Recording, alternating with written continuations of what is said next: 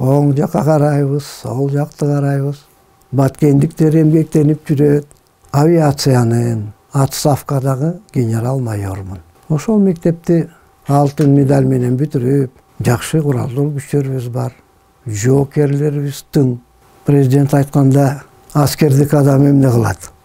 Так точно деп, 4 жыл жарандык авиацияны ушундай бир кабынына келтирем деп, бир чоң Ил-76 деген самолетубуз бар эле, жапжаңы. Ошону менен Лондонго барып, сомдарды алып келип, анан ошол сом ишке кирди. Финансыны, экономиканы орус тилинде билбеген, барып англис тилинде жарым жыл окудум. Көз коркок, кол батыр деген. Эркек киши берген сөзүн эмне болсо да эч нерсени карабай аткарыш керек. Мен болсо бүгүнкү күндө авиациянын отставкадагы генерал-майормун. Өмүр бою аскердик жумуш менен алек болуп жүргөн адаммын. 11 жашымда атам Фрунзе шаарындагы аэропорттон самолетко салып коюп, Кавказга барып,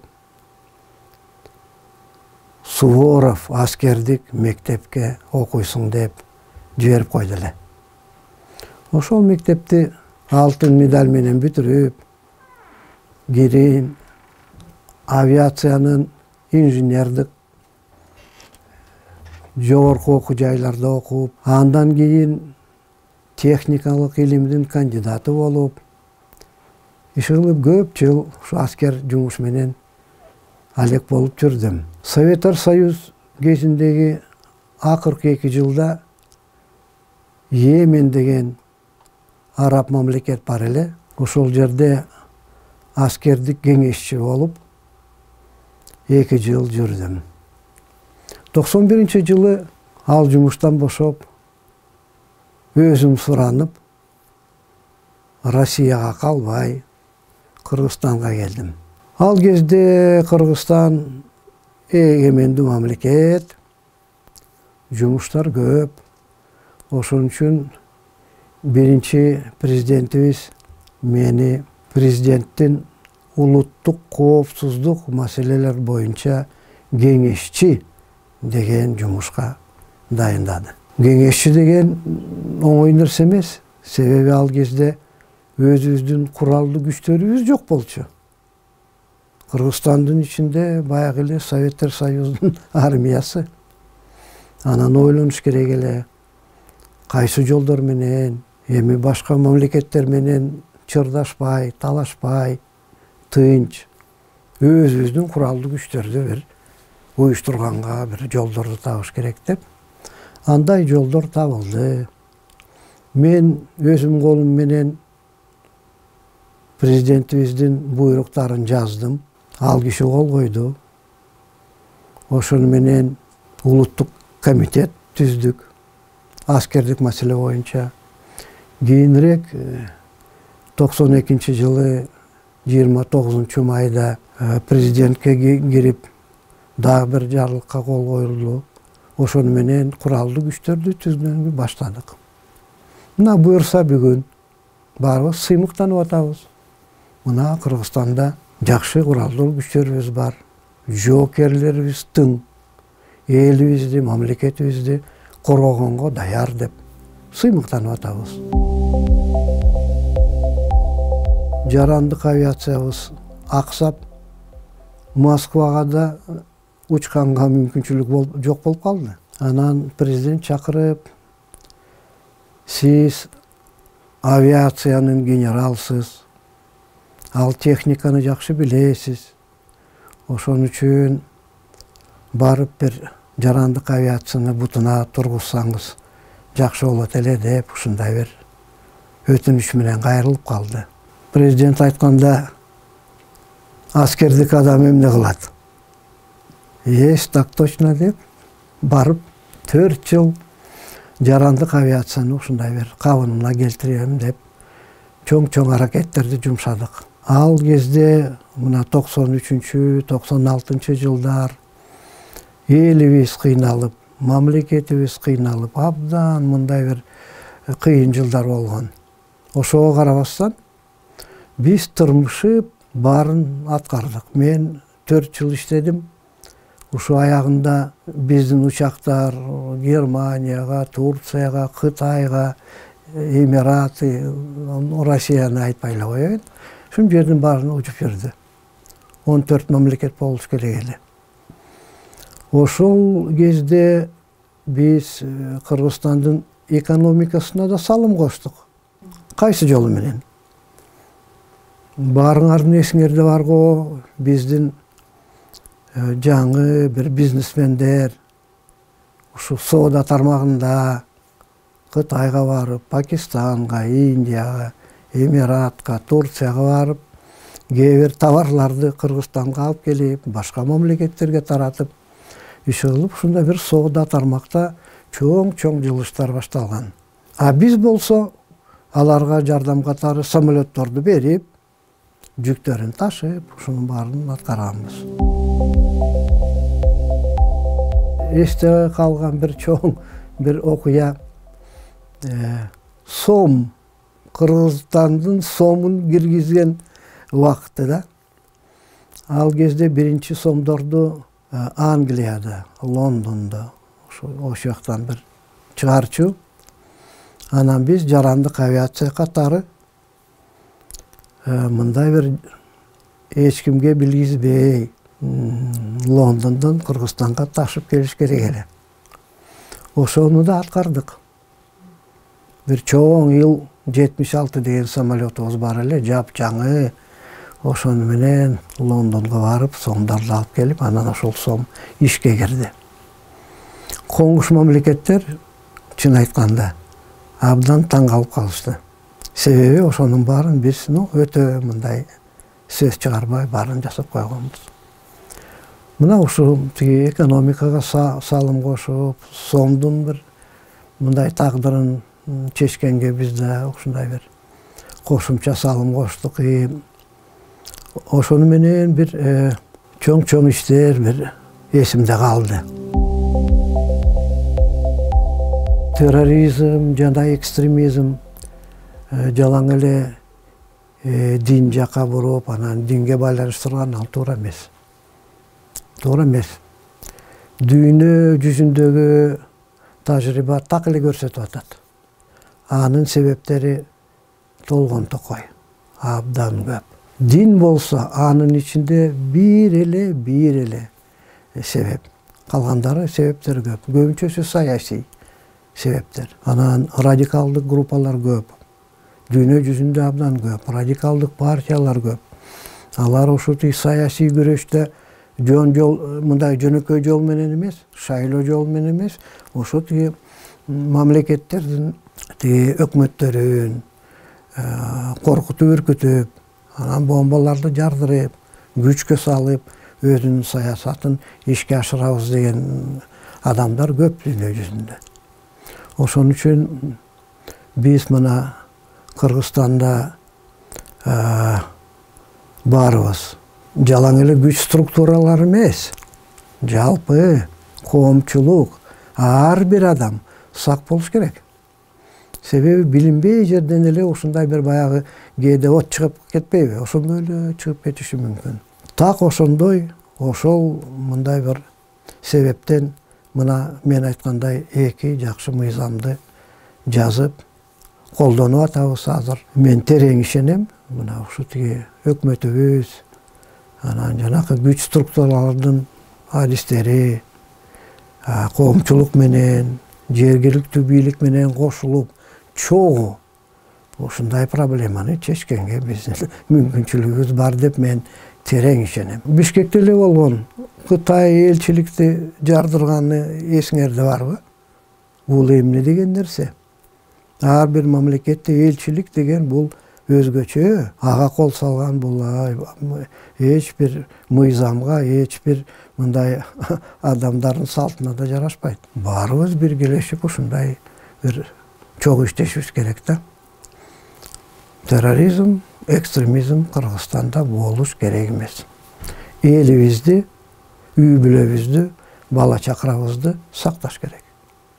Негизги максат. Тынчылык болсо жакшы билебиз. Элибиз эмгектенип, мамлекетибиз өсүп, өнүп, жакшы эле турмушка жетебиз. Мен мына биздин эксперттер менен баарыбыз Ошко учуп келип, анан жол менен Баткен жака жүрө баштадык. Оң жака карайбыз, сол жакты карайбыз. Өрүктөр, талалар, баткендиктер эмгектенип жүрөт. Жаңы үйлөр салынып турат. Кантип кубанбайсың? Чын эле ачык эле айтайын. Чын жүрөктөн.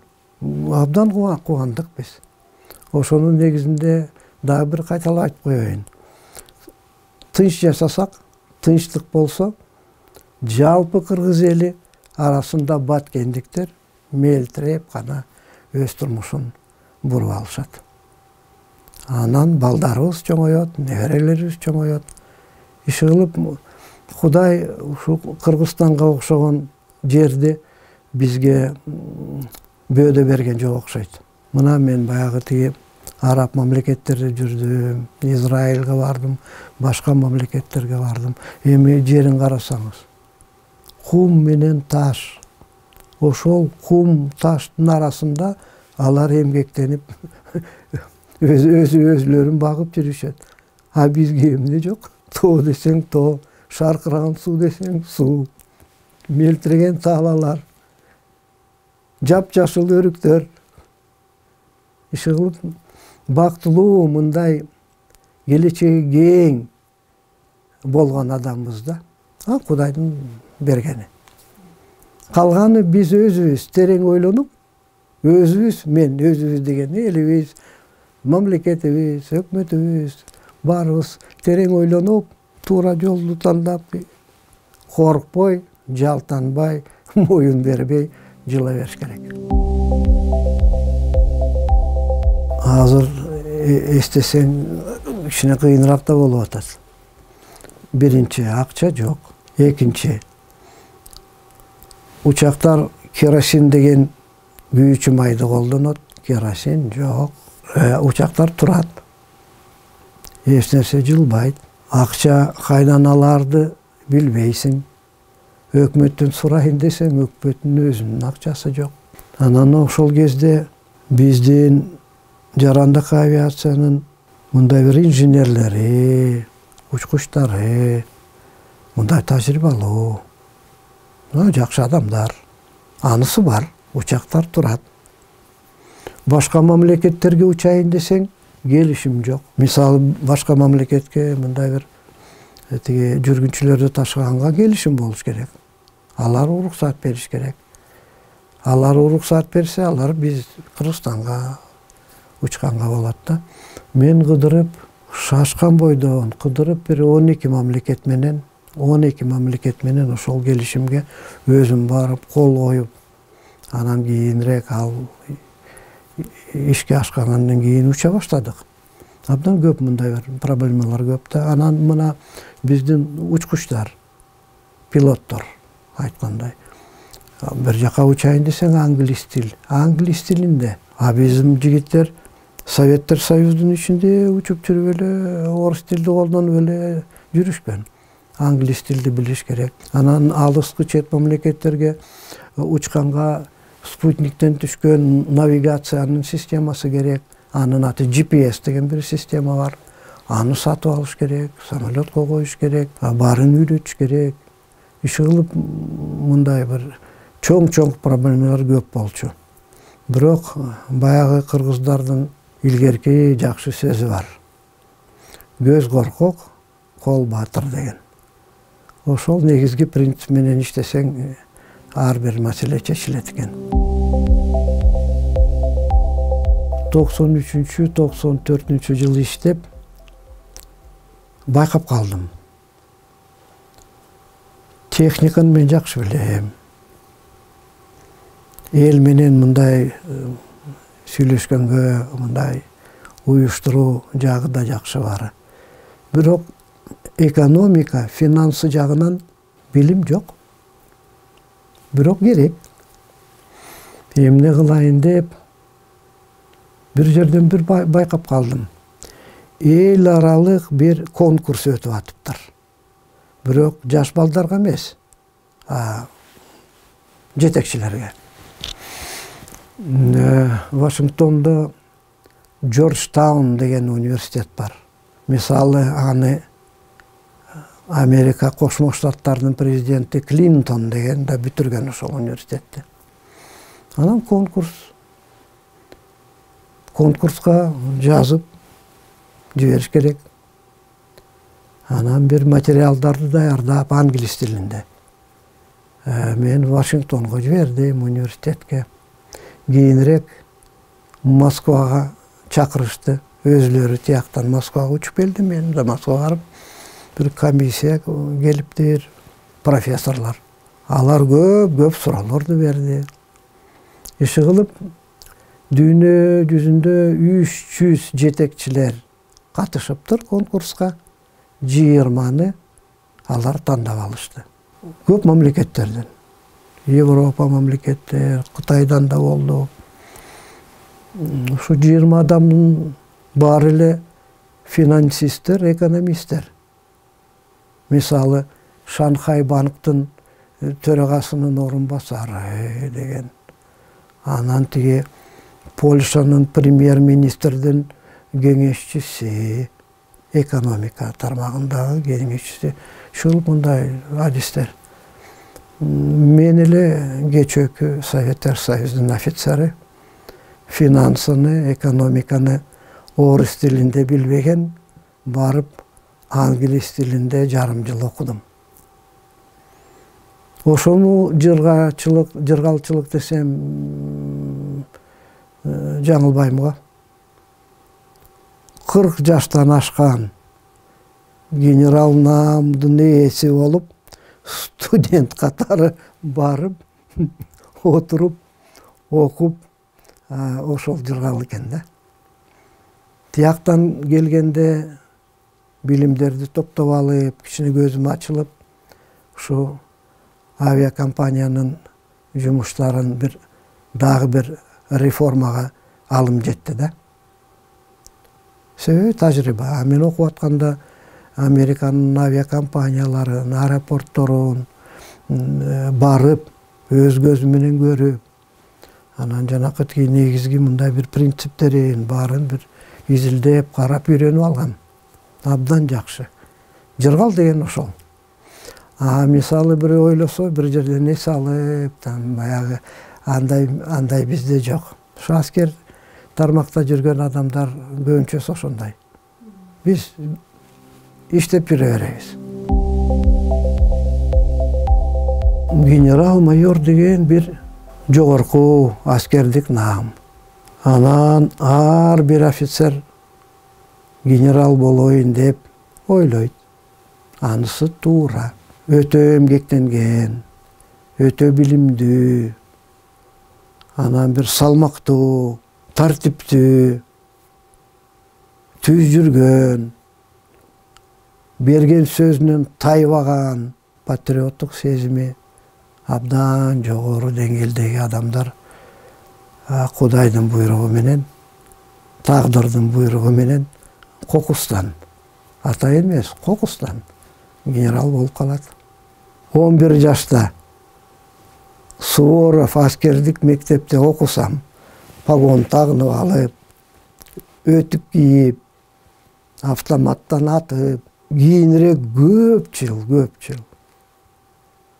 Bir окуу жайларда окуп, анан офицер болуп, чын айтканда bir тамаша катары айтып коеюн, менин ушу канымда аскердик кан болуш керек. Атайын bir башкача. Тартип ошондой. Бала кезден эмгекке, тартипке, тазалыкка, мындай bir патриоттук сезимде ошонун баарын үйрөтүшкөн. Мен бала кезде окуганда менин командирлерим баары ата мекендик согушка катышкан офицерлер. Ал эмне деген адамдар? Алар кандай сөздөрдү бизге айткан? Алар өз баласындай көрүп, мени кандай окутуп, чокутуп багышкан. Эми ошонун баары кантип эле мындай талада калсын. Ошонун баары биз менен. Мына мен буюрса быйыл 75ке жакындап калдым. Бирок алар айткан сөздөрдү эмгиче эсимде бар. Алар ушундай кыласыңар деди. Мына ушунча жыл айткан сөздөрүн аткарып жүрөбүз. Ошон үчүн бактылуубуз. Биринчи тартиптүү болуш керек. Аскерде эң биринчи нерсе тартип. Эч бир ээн баштык өзүм билем деген аскерде жок. Командирлердин буйругун так аткарыш керек. Экинчиси, билимдүү болом деп колуңдан келген аракеттердин баарын жумшаш керек. Аскерде окутат, бирок ага карабастан дагы тырмышып, дүйнө жүзүндө эмне болуп атканын, биздин Кыргызстаныбызда кандай бир шарттар болуп атат, ошонун баарын терең изилдеп, мындай бир билимдүү адам болуш керек да. Анан аскердик кесип эрчиликти талап кылат. Эркек киши берген сөзүн эмне болсо да эч нерсени карабай аткарыш керек. Сөз берсең аткарышың керек. Жаныңда турган жоокерлерди сыйлап, урматтап, өзүңө тең көрүп, улуу офицерлерге мындай бир сый урмат көрсөтүп, кичине кийинирээк келген мындай бир жоокерлер болсо, өзүңдүн тажрыйбаңды аябай аларга жөн эле бир төгүп бериш керек, үйрөтүш керек. Мамлекетибиз өсүп өнүп, элибиз бактылуу жашасын.